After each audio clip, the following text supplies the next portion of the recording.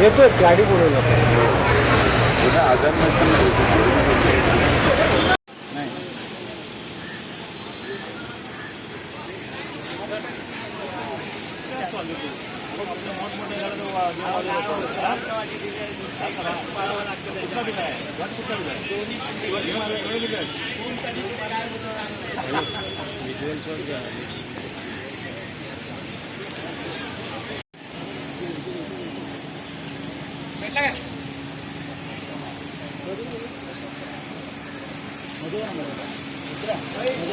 Photo आहे ना तिकडे फोटो आहे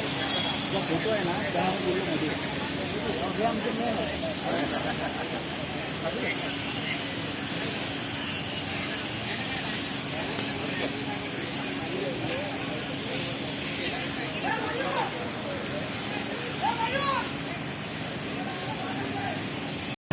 सर काय सांगाल 20 तारखेला मनोज जरांगे पाटील यांचं उपोषण होणार आहे तुम्ही आज निवेदनासाठी आला तर नक्की काय 20 जानेवारी रोजी मनोज जरांगे यांनी चलो मुंबईचा नारा दिलाय। लाखोंचा समाज लाखोंचा मराठा समाज हा मुंबईमध्ये त्या दिवशी उपस्थित राहणार आहे आणि याच पार्श्वभूमीवरती तयारी करण्यासाठी ज्या मैदान आहेत त्यांचं सर्वेक्षण करण्यासाठी आज मराठा समाजातील काही निवडक लोक आम्ही इथे आज उपस्थित आहोत। ज्या दोन मैदानाचे सर्वात नावं चर्चेत आहेत त्याच्यामधलं हे छत्रपती शिवाजी मैदान आणि दुसरं आपलं आझाद मैदान, अशी दोन मैदानं आज ही आहेत आणि या पार्श्वभूमीवरती या मैदानाला आम्ही पहिली पसंती देतो कारण इथे सर्व प्रकारच्या सोयी ज्या आहेत त्या उपलब्ध आहेत।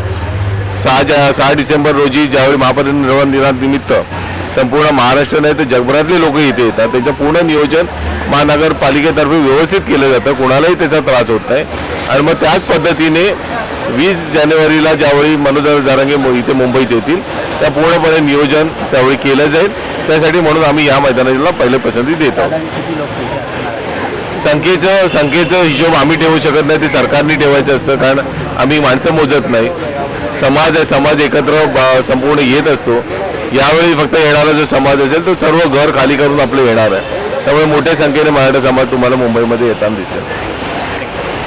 जानेवारीला आणि उपोषण देखील करणार आहे, त्यासाठी आज आपण मराठा क्रांती मोर्चाची समन्वय समिती इथे जमली आहे, नेमकं कारण काय? आज आम्ही इथे मराठा समाजातील काही लोक इथे आज जमलोय। सकाळी सर्व मैदानांचे आम्ही सर्वेक्षण करतोय। 2 मैदान आहे, त्याच्यामधलं आपलं हे छत्रपती शिवाजी पार्क मैदान आपलं आहे आणि त्याला आम्ही प्रथम प्रायोरिटी एवढ्यासाठी देतो की इथे नियोजन आणि त्याचं जे संपूर्ण आपण जर भौगोलिक त्या दृष्टिकोनाने लक्षात गेला तर ती एक 10-15 रस्ते आहेत इकडनं बाहेर पडण्यासाठी वगैरे। त्याच पलीकडे शासन दरवर्षी 6 डिसेंबरला महापरिनिर्वाण दिवस लाखोच्या संख्येने आपला जनसमुदाय येतो, त्याचं नियोजनाची व्यवस्था त्यांना माहिती आहे, त्यामुळे एक वेगळ्या पद्धतीने काही करण्याची गरज नाही। जी संपूर्ण यंत्रणा जो रोडमॅप आपल्याकडे इतक्या वर्षापासून तयार आहे तो वापरून येणारा जो मराठा समुदाय आहे, ज्यावेळी मनोजदादा इथे उपोषणाला बसतील त्यावेळी ह्याला कुठल्याही प्रकारचा त्रास होणार नाही, इकडचे जनसमुदाय लोकांना कोणाला त्रास होणार नाही कारण हे शेवटी मराठा समाजच आहे जो आजूबाजूला राहतो इथे आणि मग अशा वेळी कुठल्याही नियोजनामध्ये कुठला त्रास कुणाला होऊ नये म्हणून आम्ही या मैदानाची पहिली पसंती करतो। आझाद मैदान जर ह्याच्यामधले पर्याय नाही झाला तर मग आझाद मैदान असेल, पण आझाद मैदानाच्यामध्ये आज जर आपण जर बघितलं तर मैदान फार लहान झालेलं आहे, त्याच्यामध्ये येण्या जाण्याचे रस्ते फक्त 2च आहेत, त्याच्यानंतर तिथे टॉयलेटचे वगैरे नियोजन काही नाही आहेत आणि मग अशा वेळेला तिथे जर काही आपल्याला जर करायचं म्हटलं तर तिथे ती जी जागा आहे ती फार लहान पडेल, त्यामुळे मग ट्रॅफिकला वगैरे मोठ्या प्रमाणात अडथळा होऊ शकतो म्हणून आम्ही या जागेचं नियोजन केलं। दुसरा एक प्रश्न असा आहे, जर जी संख्या आहे आपण पाहिली असेल आताच्या सभेची त्याच्यापेक्षा दुप्पट संख्या ही मुंबईत येणारी असेल, अशा वेळी कायदा सुव्यवस्थेचा प्रश्न उभा राहू शकतो आणि त्यामुळे मनोज जरांगे पाटील यांना मुंबईत येण्यापासून रोखू शकलं जातं, त्यावर काय उपाययोजना आहे का? आतापर्यंत आपण जर बघितलं असेल मराठा समाजाच्या कुठल्याच सभेना किंवा कुठल्याच मोर्चाला कधीही लॉ अँड ऑर्डरची कधीच सिच्युएशन तयार झाली नाही। तुम्ही मला सांगा ना, एक कुठला मोर्चा किंवा एक कुठली सभा किंवा आमची कधी लॉ अँड ऑर्डरची सिच्युएशन तयार झाली? मराठा समाज आहे, संरक्षण करणारा समाज आहे, तो भक्षण करणारा समाज नाही, त्यामुळे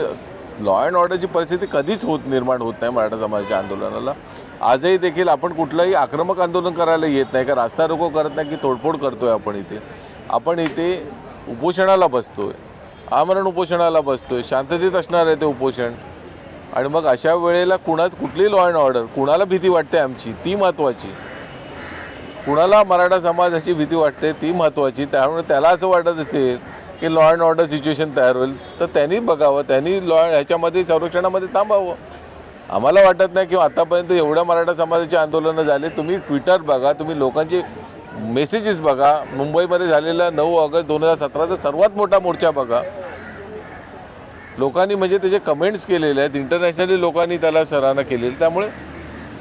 या गोष्टी मराठा समाजामध्ये कधीच झालेल्या नाहीत आम्ही हिंसक वातावरण करणारे लोक नाहीत मराठा समाजावर संरक्षण करणारे समाज आहे त्यामुळे अशा गोष्टी होणार नाहीत आम्ही ती थांबवू जर कोण करत असेल तर एवढी ताकद मराठा समाज ठेवतो